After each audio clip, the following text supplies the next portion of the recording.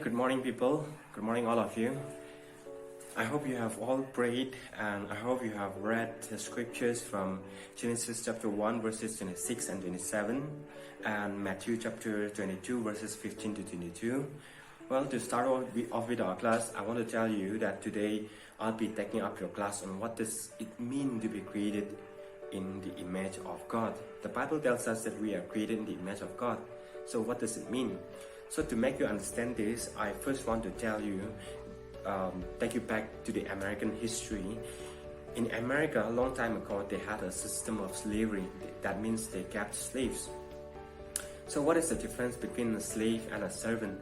A servant is someone who works for us, and for whatever they do for us, we pay them, we give them money rightly. But when it comes to slavery, it means we don't have to pay them, and we just own their lives like a cat or a dog or pets in our house, and we may keep them without giving food or water. We may beat them, we may kill them, we may sell them, we may do whatever we want with their lives. And that is what slavery means, and slavery is very cruel and very wrong. And now I want to show you some pictures of slavery, and yeah, you just have a look.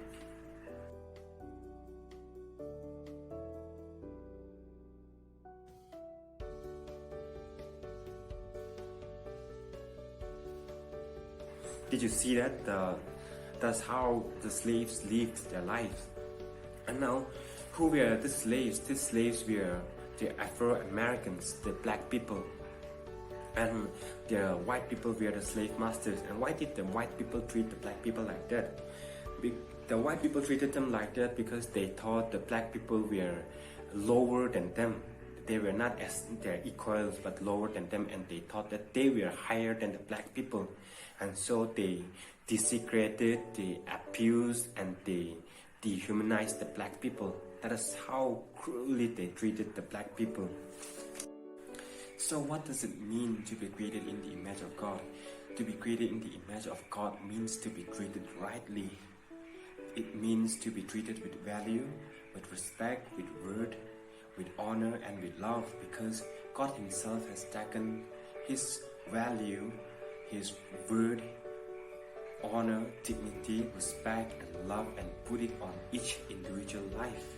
That is what it means to be created in the image of God. And now, coming back to our own lives, on our own present. See, you may have servants at your homes. It may be a man servant or a maid servant, or like when we go around in the town or in our schools, we may have people who doesn't have as much as we have, or who doesn't wear as good as you are, or who doesn't look as good as you are. But the point is, we don't look at them as lower than us, because they are not lower than us. We have to look at them and see them as our equal. No matter they may be uneducated, they may whatever they may be, or they may be sometimes maybe even mentally ill or mentally not so right, but still then they are made in the image of God. That means they are our equal. You have to look at them as our equal. So from today, whenever you see or look at a person, I want you to look and see not their outer appearance, what they wear, what they don't wear, how they look and how they don't look, or what they have and what they don't have, or like how dirty or how clean they are. But I want you to look and see them, see in them the image of God, with so much of value, with love, with respect, with dignity, with honor that God has put on them. And it's not just them, but it's us. We are equal. They are not higher than us, and we are also not higher than them. We are equals. So that is how we treat each other as the image of God. And now, I want to take another example. Your neighbor may have a dog or a cat, or they may have a flower. But when we go to your neighbor, we don't kick their cats, and we don't beat their dogs, and we don't break their flowers. If we do that, we are not just hurting the dogs and the flowers, but we are hurting the owner, and the owner will be very angry and will punish us. So that means when you hurt someone or lie to someone or cheat on someone or wrong someone, you are not just hurting or wronging that person, but you are hurting God and wronging God, because God is the owner of this person's life and our life itself. So don't hurt God and don't treat others as lower than us, or treat others as the image of God and not otherwise. And also, these days, among our friends or people, a lot of people are saying that treat others right and to be good to others, not because they are good, but because you are good. Be kind to others, not because they are kind, but because you are kind. It kind of sounds nice. It's a nice saying, but you know, it's a wrong saying. It doesn't matter if you are good or bad. It doesn't matter if they are good or bad. It doesn't matter, but you treat people right because they are created in the image of God. It doesn't matter whatever we are, we treat them right because they are created in the image of God. Always remember that. And now, going back to the story of Jesus that you read in Matthew chapter 22 verses 15 to 22. It's a story about some people trying to trap Jesus. They wanted to make Jesus say something wrong about the Caesar. The Caesar is the king, the emperor of the whole Roman Empire. It was the world power. And they wanted him to say something wrong about him so that they could arrest him and do bad things to him. So, but Jesus said, give me a coin. So they gave him a coin, a Roman coin. When they gave him a Roman coin, he asked, whose image is imprinted on the coin? And they said, the Caesar's image. And now I want you to see a coin. Just look at this.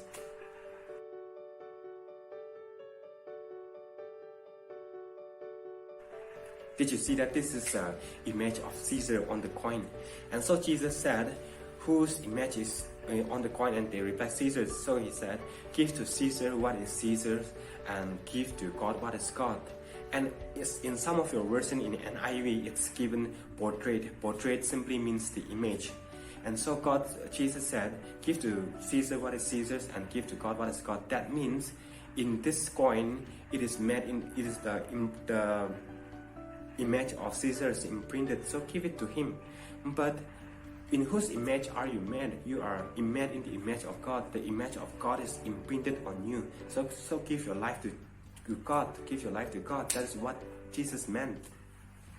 And at the same time, I want to tell you that if you take the Roman coin, the one which you have just seen, and if we scrape out the image of the Caesar from the coin, this coin will become a useless metal. It will just be another useless metal, and nobody will take it, and nobody will give you anything for it because it has no value.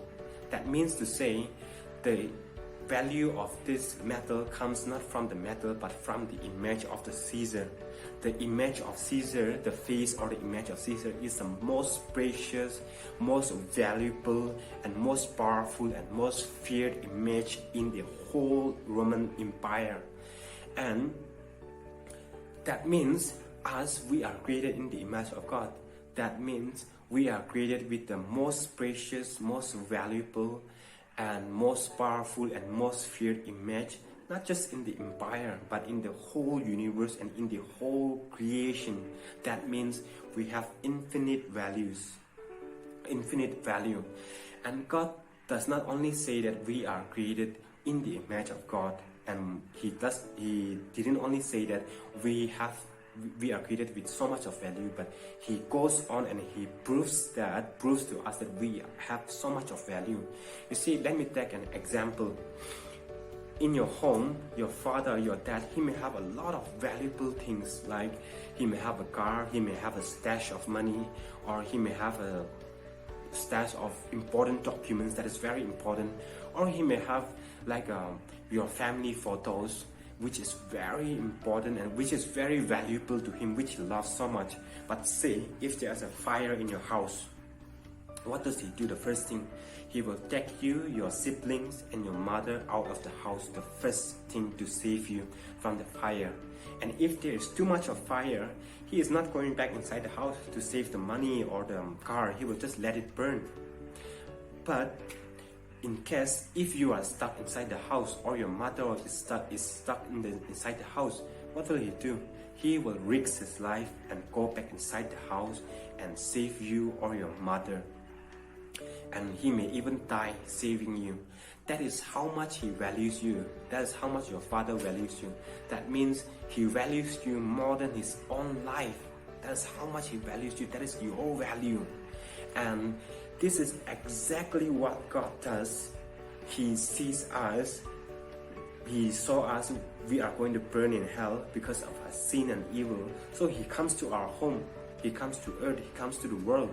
And he risks his life and dies on the cross, saving us from hell, saving us from our evil and sin.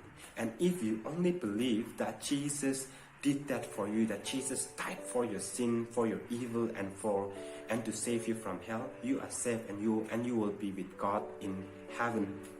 And now, for today's class, whenever you look at a person, I want you to look and see not their outer appearance or whatever they are or whatever they are not, but I want you to look and see their intrinsic value. That is, they are created in the image of God. So you treat them with love, with respect, with value, and do the right things to them. And today I want you to say 2 prayer points. 1, let's thank God for today's class, and 2, let's pray that God will help us see others and ourselves as the image of God, and that we will be able to treat each other, ourselves and others as the image of God. And also, I'll be taking up your next class, that is the Sunday after this coming Sunday. Until then, stay home. These days it's becoming more and more dangerous, so stay home, stay safe, stay happy, and be kind. And we'll see ya. Bye.